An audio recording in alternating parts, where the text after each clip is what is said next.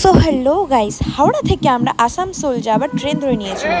এই যে ইনি হচ্ছে আমাকে নিয়ে এসেছে এখানে। আর আমাদের রিপোর্টিং ছিল আসানসোল স্টেশনে নেমে আমরা টিফিন করতে চলে গেছিলাম। এবং কি কি বলছে শোনো।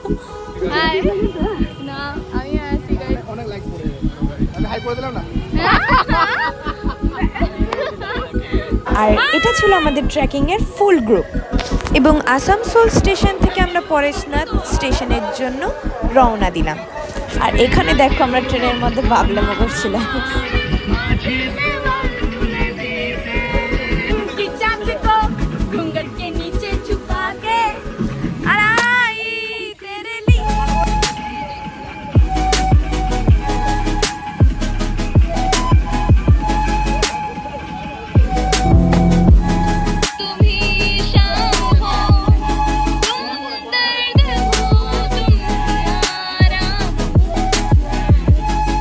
ফাইনালি 5 ঘন্টা জার্নি করার পর আমরা পৌঁছে যাই পরেশনাথ স্টেশনে।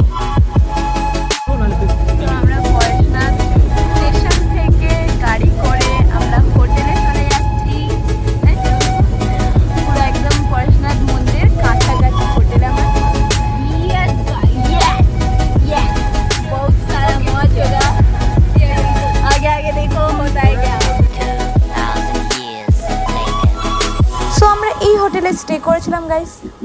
এবং হোটেলের সামনে এত সুন্দর সুন্দর মন্দির দেখে মনটা একদম ভরে গেল গাইস। সুন্দর একটা ভিউয়ের সামনে আমরা হোটেলে আছি গাইস।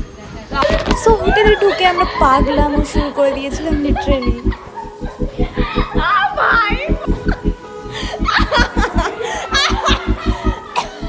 সো 30 মিনিটের মধ্যে আমাদের রেডি হওয়া ছিল, তাই বেশি দেরি না করে আমরা রেডি হয়ে নিয়েছিলাম সাইট সিন দেখার জন্য। গাইস আমাদের সবাইকে টুপি দিয়ে দিয়েছে। সো আমরা রেডি হয়ে লাইন করে দাঁড়িয়ে গেছিলাম টুপি নিতে এবং সাইট সিন দেখার জন্য।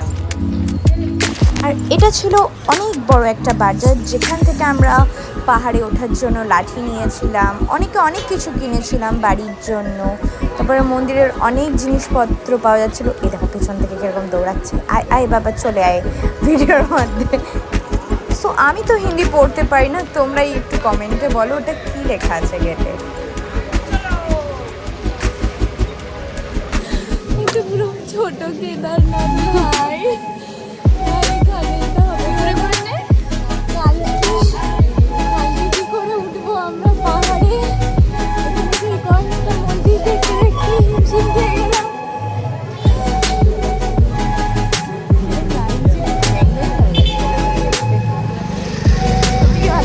সবাইকে ভালো লাগছে।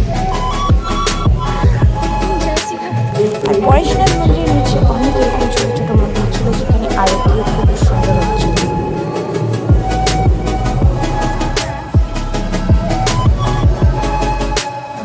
সত্যি মন্দিরগুলো কিন্তু খুবই সুন্দর ছিল।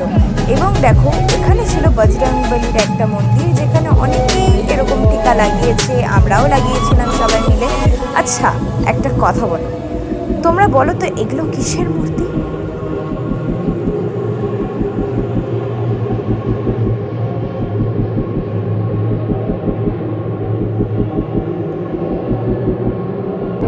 তো আমাদেরকে স্যার বোঝাচ্ছিলেন যে এগুলো কিসের মূর্তি এবং কি না। তোমরা যদি শুনে থাকো তোমরা নিশ্চয়ই কমেন্টে বলো, আমি তো কিচ্ছু শুনতে পাইনি আওয়াজে। কি বলো?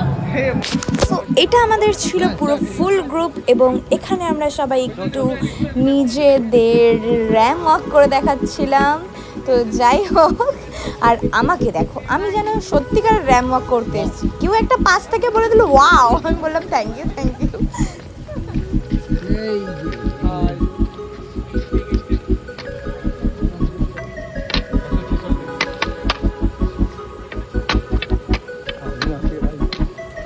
ডিনার টাইম গাইস আমাদের।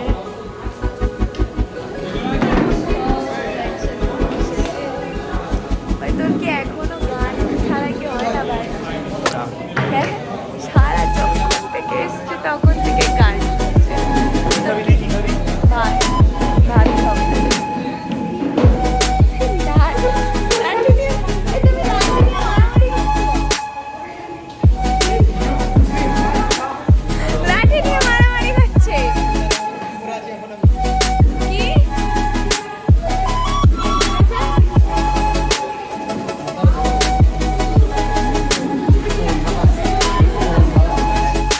সাইট সিন দেখা হয়ে গেছে, এখন আমাদের ডিনার করার পালা। আমরা সবাই ডিনার করে নিয়েছিলাম আর এটা আমাদের ছিল ডিনারের মেনু। তো তোমরা কি ভাবো পাহাড়ে চড়াটা কি এতটাই সহজ? আসলে একদমই না। সেটা জানতে হলে স্যারের সব কথা কিন্তু শোনো, যে পাহাড়ে চড়ার জন্য কি কি প্রয়োজন এবং কি কি করতে হয়। সেটা কিন্তু খুব খারাপ। সবার মাথায় কিন্তু ক্যাপটা যেন থাকে মাস, কারণ ওইটাই তোমার পরিচয় পাহাড়। তবে চিনবো কি করে তুমি আমার সাথে আমার সময় কালকে যে ট্রেকটা আছে, কোথাও আমরা চলতে চলতে সিঁড়ি পাবো, সিঁড়ির লেন্থ কিন্তু অনেকটা চড়া, কোথাও আবার কি এরকম খাড়া রাস্তা পাবো। তো সিঁড়িতে আমাদের যে প্রবলেম হয়, আমরা কী করি, অনেকে তোমরা ফার্স্ট টাইম এসে ট্রেকের জন্য কিছু কিছু নিয়ম তোমাদেরকে মানতে হবে। যেমন আমি যখন চলছি আমার হাইটের সাথে আমার পায়ের যে লেন্থ, আমি কিন্তু সেটাকে মেনটেন করি। আমার হাইট হচ্ছে এইটা, আমি পা ফেলবো এখান থেকে এতটা, আমি কিন্তু হাঁপিয়ে যাবো। যার যতটা হাইট সেই অনুযায়ী তোমার নিজের ব্যালেন্স রাখার মতো ছোট্ট ছোট্ট স্টেপে সবসময় হাঁটতে হবে। আর আমার বন্ধু চলে যাচ্ছে বলে আমি কিছু করবো না। দেন জল, তুমি তোমার কাছে জল নেই, তুমি জল সেই ফলে জলটা খাচ্ছ না, কিন্তু এটা কখনো করবে না। জল কিনে খেতে হয়, খাও, কিন্তু জলটা পছন্দ করবে না। কারণ তুমি যদি ওই জল না খাও, তুমি ওই ট্রেকটা কমপ্লিট করতে পারবে না। 14 কিলোমিটার ট্রেক করবে, আপ অ্যান্ড ডাউন 28 কিলোমিটার। তার মধ্যে আমরা রেস্ট পয়েন্ট দেবো, রেস্ট করে করে যাবো, সবাইকে সঙ্গে নিয়ে চলবো। তার মধ্যিখানে কিছু জায়গা আছে, সেগুলো রেস্ট পয়েন্ট আছে, টি পয়েন্ট আছে, সেগুলো আমাদের পুরো ভিউটা এনজয় নেবো সব কিছু। এই যে রুল রেগুলেশন যে ট্রেন করতে গেলে কী কী চায়, তারা দিনে 4:30টায় চলে, ভোর 4:30টায় সবাইকে আমি পেয়ে যাবো। 5:05টায় এসে মুভ করে দেবে। 5টায় মুভ করার আগে তোমাদেরকে এখানে চা দেওয়া হয়, চা দেওয়ার পর তোমাদেরকে ছোলা আর আটা দেওয়া হয়। ওই ছোলা দিয়ে এখান থেকে আটা শুরু হবে। মধ্যিখানে আমি কাউকে না দেখি কেউ বিস্কিট খাচ্ছে, কি খেতে হয় জল, ছোলা খাওয়ার পরে কিছু খেতে হয় জল, 3-4 লিটার জল খাওয়া কোনো অসুবিধা নেই। কিন্তু ওই চলতে চলতে বিস্কিট খেয়ে নিলাম, দুটো ব্যাগ থেকে ব্রেক করতে যখন আমরা সেজন্য আমাদের টেকনিক্যালি রোড দিতে ব্যাপার থাকে, আমাদের ইকুইপমেন্ট লাগে, সেটাকে বলে ট্রেকিং। আর আমরা যখন হাইক, যেটা আমার আরও আগামী দিনে অনেক কিছু জানার আছে, এইটা একটা পয়েন্ট হলো।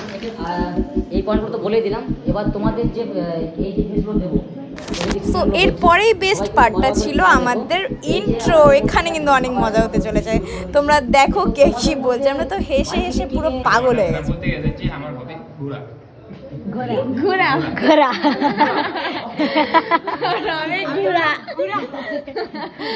আমার নাম সাগর কর্মকার, আমি হাবড়া থেকে এসেছি। আমার হবি ড্রয়িং, ওয়াল আর্ট, এগুলো আমার হবিস। আর হ্যান্ডবল খেলি। আর বিগত 2 বছর ধরে মাউন্টেনের সাথে যুক্ত আছি। আর আশা করি আরও উচ্চশিক্ষায় যাব। ঠিক আছে।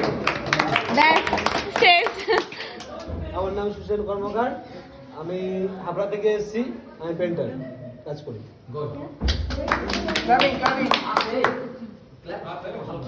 আমার নাম অজিত সাহু, আমি কাঁথি পূর্ব মেদিনীপুর থেকে এসেছি। আর আমার হবি হচ্ছে ট্রাভেল করা। असली मजा तो अभी बाकी है, आगे आगे देखो होता है क्या। পরের ব্লগটা দেখার জন্য কিন্তু সাবস্ক্রাইব এক্ষুনি করে দাও। টাটা।